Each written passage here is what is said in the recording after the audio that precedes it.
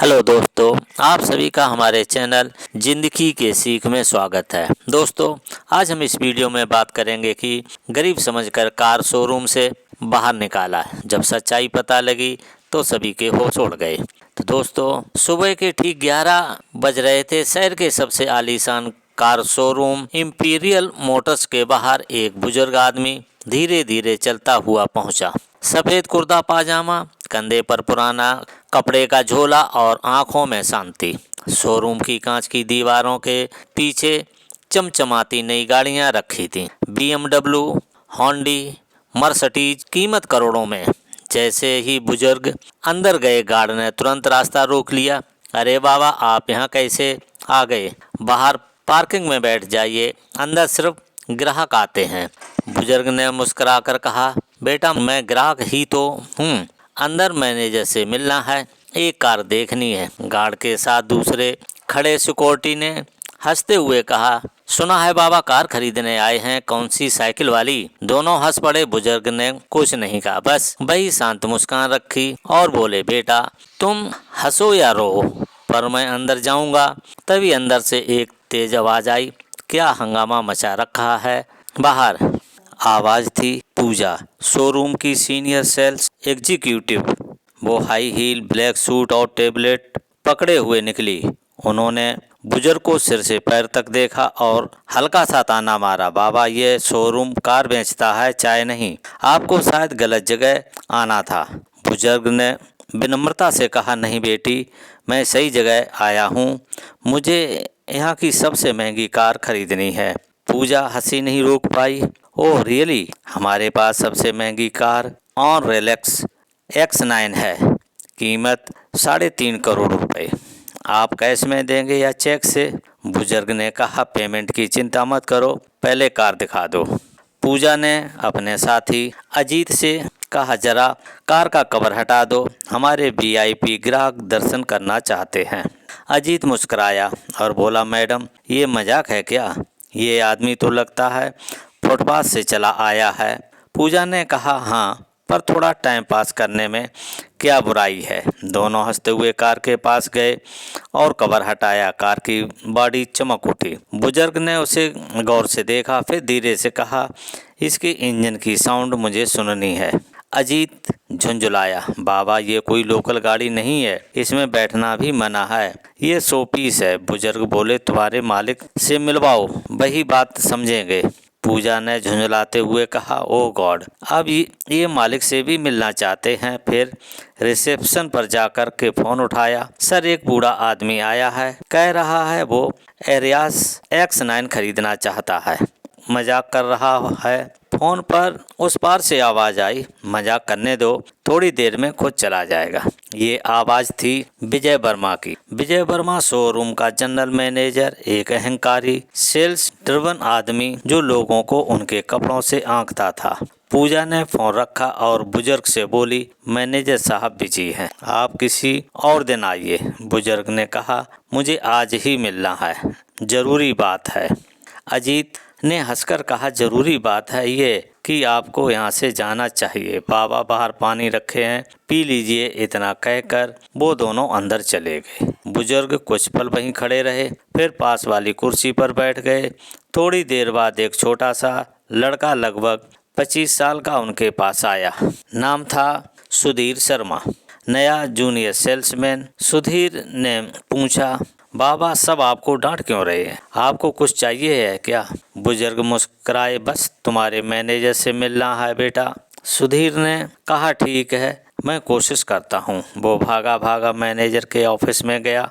Sir बाहर एक बुजुर्ग हैं, कहते हैं कि कार खरीदनी है। मैंने देखा वो गरीब लगते हैं, पर बाद में सच्चाई है।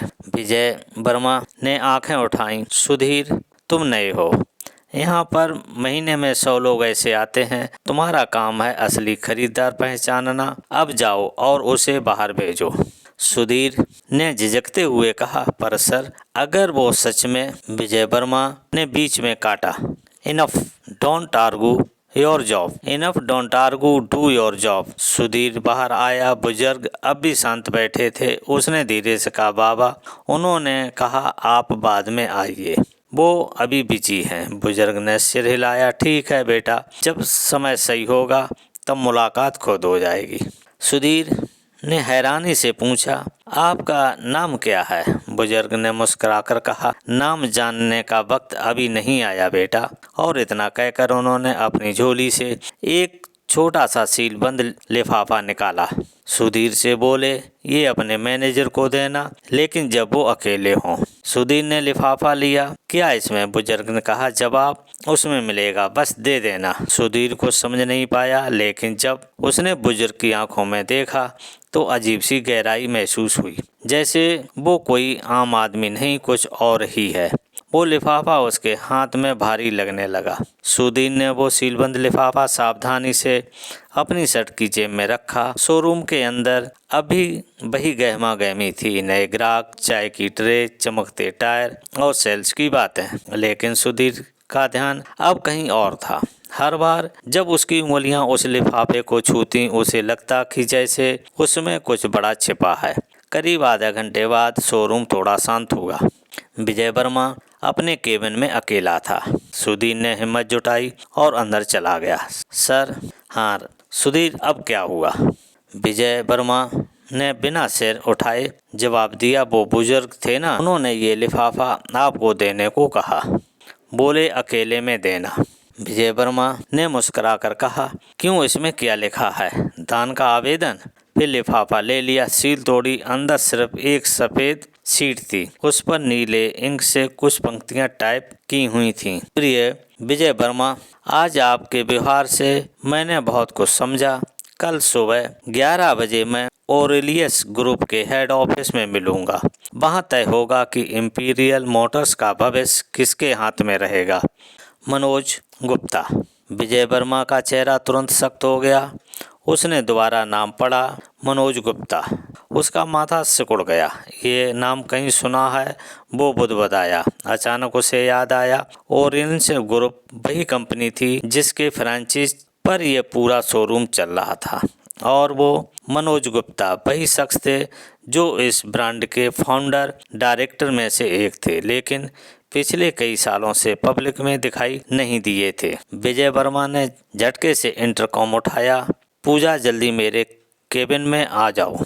कुछ सेकंड में पूजा अंदर पहुंची। क्या हुआ सर? विजय वर्मा ने उसे लिफाफा थमाया। पढ़ो ये पता। ये वही बुजुर्ग थे जो सुबह आए थे, और ये नाम है मनोज गुप्ता।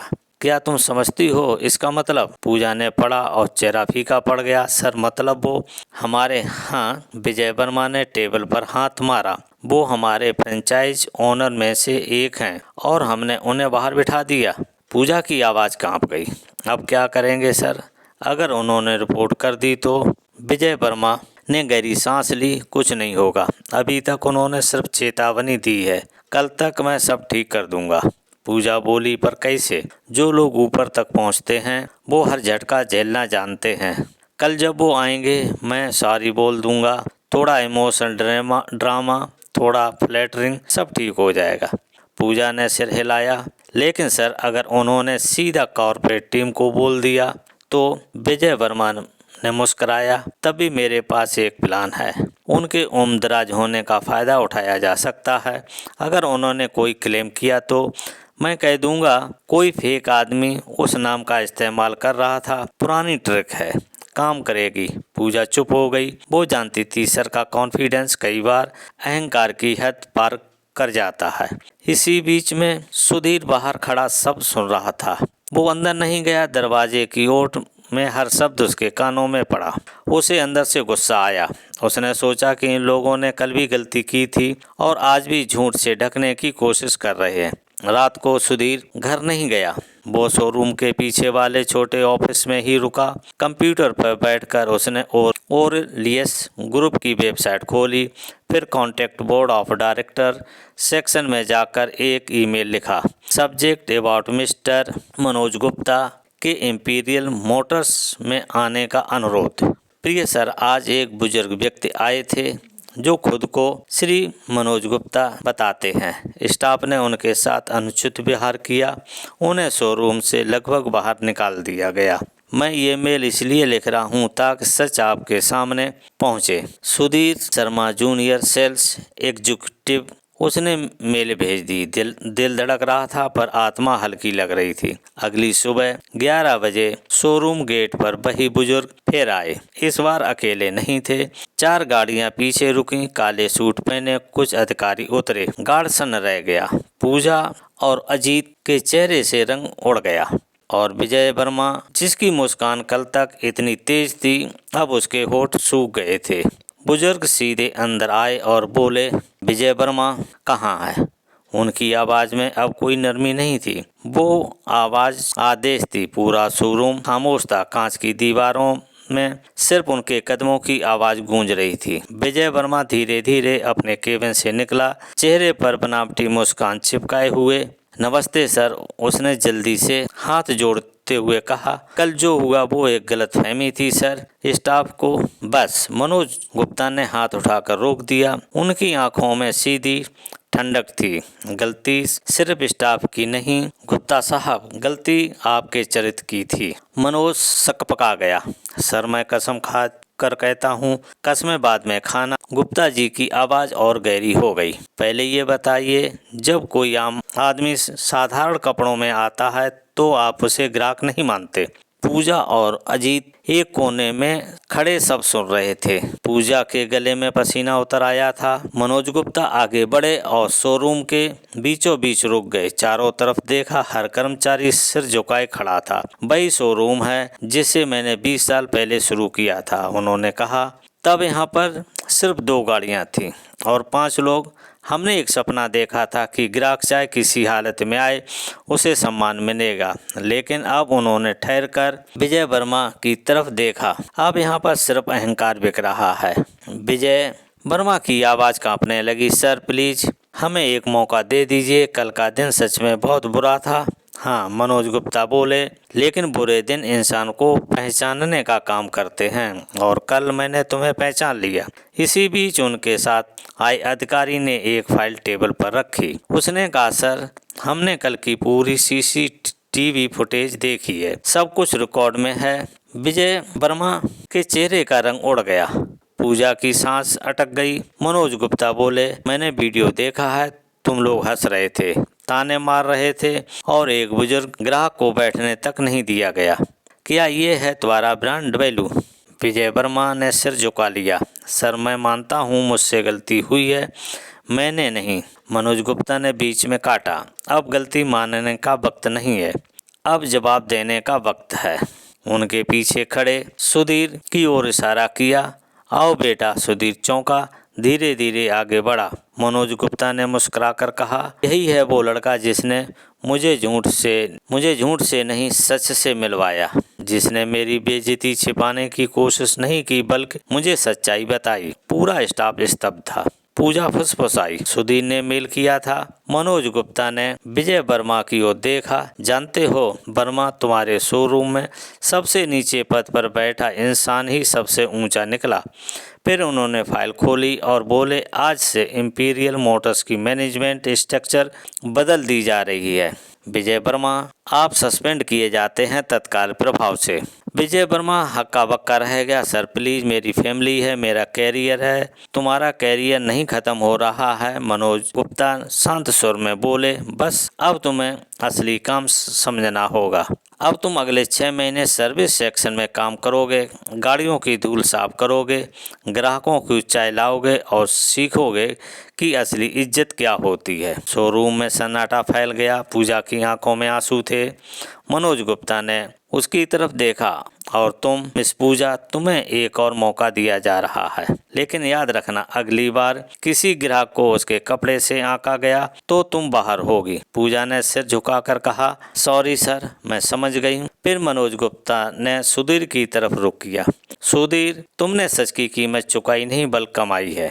आज से तुम इस शोरूम के असिस्टेंट मैनेजर हो। सुधीर की आंखें फैल गईं। साहब, मैं तो नया हूँ। हाँ, मनोज गुप्ता मुस्कुराए, लेकिन तुम्हारे पास वो है जो यहाँ किसी के पास नहीं, इंसानियत। पूजा ने धीरे से कहा, सुधीर तुमने जो किया वो कोई नहीं कर पाता। सुधीर ने जवाब दिया, मैंने बस वही किया जो सही लगा। मनोज गुप्ता ने आखिरी बार विजय वर्मा की ओर देखा। याद रखो वर्मा, ब्रांड की असली कीमत कारों में नहीं होती बल्कि उन हाथों में होती है जो उन्हें सम्मान से छूते हैं। उन्होंने अपनी छड़ी उठाई और दरवाजे की ओर बढ़ गए। हर कदम की आवाज़ शोरूम की फर्श पर गूंज रही, मानो हर गूंज कह रही हो, इंसानियत की गाड़ी सबसे आगे चलती है। 3 हफ्ते बीत चुके थे। शोरूम का माहौल अब पहले जैसा नहीं था। हर कोई थोड़ा सा ज़्यादा विनम्र, थोड़ा ज़्यादा सतर्क हो गया था। इंपीरियल मोटर्स का बोर्ड अब और भी चमकने लगा था, पर अब उसकी चमक सिर्फ कारों से नहीं बल्कि सुधीर की ईमानदारी सी थी। सुधीर अब असिस्टेंट मैनेजर था। कर्मचारी उसे सर कहने लगे थे, लेकिन वो हमेशा मुस्कुरा कर कहता, अरे सर मत बोलो, सुधीर ही ठीक है। वो हर सुबह सबसे पहले आता, शोरूम की लाइट्स ऑन करता और वहीं पुरानी जगह पर 5 मिनट खड़ा रहता जहां मनोज गुप्ता साहब बैठे थे। उसके लिए वो जगह अब किसी मंदिर से कम नहीं। एक दिन पूजा आई और बोली, सुधीर आज तुम्हें ओरलियस हेड ऑफिस में बुलावा आया है। सुधीर थोड़ा चौंका, मुझे किस लिए कह नहीं सकते हैं? पूजा बोली, बस उन्होंने कहा कि मिस्टर मनोज गुप्ता खुद मिलना चाहते हैं। कांच की ऊंची बिल्डिंग जहां हर दरवाजा अपने आप खुलता था। सुधीर ने कभी इतना बड़ा ऑफिस नहीं देखा था। रिसेप्शनिस्ट ने कहा, मिस्टर सुधीर शर्मा सर आपका इंतजार कर रहे हैं। वो अंदर गया। मनोज गुप्ता साहब वही थे, सफ़ेद कुर्ते में, लेकिन अब उनके सामने एक मोटी फाइल थी और कई चार्ट्स। आओ सुधीर, उन्होंने कहा, कैसे हो? जी सर अच्छा हूँ, सब ठीक चल रहा है। पता है, मनोज गुप्ता ने मुस्कुरा कर कहा, मुझे हर हफ्ते रिपोर्ट मिलती है और तुम्हारे नाम के आगे हमेशा एक ही शब्द लिखा होता है, सच्चाई। सुधीर झेंप गया, सर मैंने बस अपना काम कर रहा हूँ। सर मैं बस अपना काम कर रहा हूँ। मनोज गुप्ता ने कुर्सी से टेक लगाई। सुधीर तुम्हें एक बात बतानी है, मैंने फैसला किया है कि अब मैं धीरे धीरे रिटायर हो जाऊंगा। सुधीर चौंका, क्या? पर सर बिना आपके तो। मनोज गुप्ता ने मुस्कुरा कर कहा, हर इंजन को एक दिन रुकना होता है बेटा, लेकिन जरूरी है कि गाड़ी चलते रहे। उन्होंने फाइल उसकी ओर बढ़ाई। ये मेरे ट्रस्ट की फाइल है, ऑनरेलियस फाउंडेशन। मैं चाहता हूं कि तुम इसमें डायरेक्टर इंचार्ज के तौर पर काम शुरू करो। सुधीर के होठ सूख गए। सर लेकिन मैं तो एक सेल्समैन था। मनोज गुप्ता ने कहा, अब तुम एक मिसाल हो और कंपनी को मिसालें चाहिए, सिर्फ मैनेजर नहीं। सुधीर की आंखें नम हो गईं। उसने बस इतना कहा, मैं वादा करता हूं सर, कभी झूठ के आगे नहीं झुकूंगा। मनोज गुप्ता ने सिर हिलाया, मुझे पता है, इसलिए तो तुम चुने गए हो। विजय वर्मा अब सर्विस सेक्शन में था। ग्राहकों की गाड़ियों पर डस्टर चला रहा था। कभी कभी दूसरे स्टाफ उसकी तरफ देखकर मुस्कुराते, पर वो अब कुछ नहीं कहता। वो चुपचाप काम करता, हर गलती को सुधारने की कोशिश करता। एक दिन सुधीर सर्विस एरिया में गया। विजय वर्मा चौंका। किसी ने हफ्तों बाद उसे सर कहा था। मैं बस ये कहना चाहता था। सुधीर बोला कि मैं आपकी जगह नहीं ले रहा, मैं बस वही कर रहा हूँ जो आपने मुझे सिखाया। काम में लगन रखो। विजय वर्मा ने उसकी तरफ देखा, आंखों में हल्की नमी थी। सुधीर, उस दिन अगर तुम सच न बोलते तो मैं कभी अपनी गलती नहीं देख पाता। तुमने मुझे गिराया नहीं, जगाया है। सुधीर मुस्कुराया, फिर तो हम दोनों ने कुछ सीखा है। विजय बोला, हाँ एक बात जरूर सीखी है, कपड़े नहीं किरदार पहचानो। दोनों ने हाथ मिलाया। पूजा पास खड़ी थी, उसकी आंखों में भी एक सुकून था। रात को सुधीर जब बाहर निकला तो पार्किंग में एक कार खड़ी थी, काली पुरानी लेकिन चमकदार। वो वही कार थी जिसमें मनोज गुप्ता साहब उस दिन पहली बार आए थे। उसके बोनट पर एक छोटा सा लिफाफा रखा था। सुधीर ने उठाया। अंदर सिर्फ एक लाइन लिखी थी, जब दुनिया तुम्हें पहचानने लगे तब भी वही बने रहना जो तब था जब कोई नहीं जानता था। मनोज गुप्ता।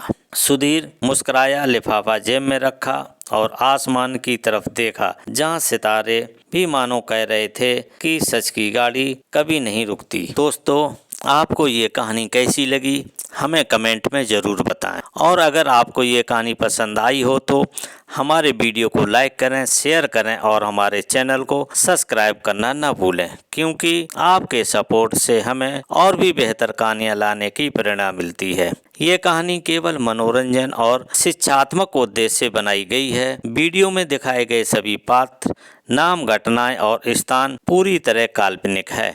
इनका किसी भी व्यक्ति, संस्था या स्थान वास्तविक घटना से कोई संबंध नहीं है। यदि किसी समानता का अनुभव होता है तो वो सिर्फ संयोग मात्र है। इस वीडियो का उद्देश्य किसी की भावनाओं को ठेस पहुंचाना या किसी की इच्छा को प्रभावित करना नहीं है। हमारा मकसद केवल समाज में सकारात्मक सोच और सीख फैलाना है। दोस्तों, ये वीडियो कैसा लगा हमें कमेंट में भी बताइए। इस वीडियो को देखने के लिए थैंक यू फॉर वॉचिंग। अब हम मिलेंगे नेक्स्ट वीडियो में नई कहानी के साथ।